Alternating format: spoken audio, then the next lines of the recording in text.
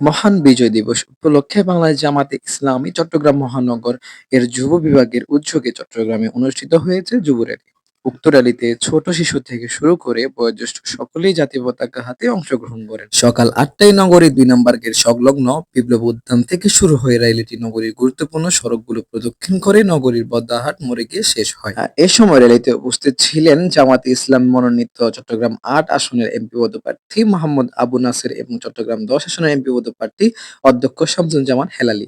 বিরুদ্ধে ফ্যাসিবাদের বিরুদ্ধে এদেশের যুব সমাজ, ছাত্র, যুব, শ্রমিক সকলেই নেমে পড়েছিল এবং আমরা ৩৬ জুলাই ৫ই আগস্ট চূড়ান্ত আবার বিজয় পেয়েছিলাম।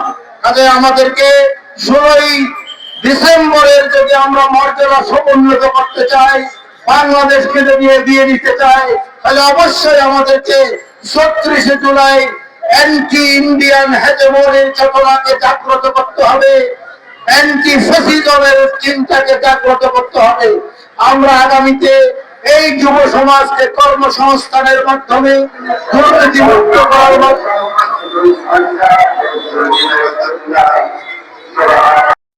Arafat Hossain, news hour, Chittagong.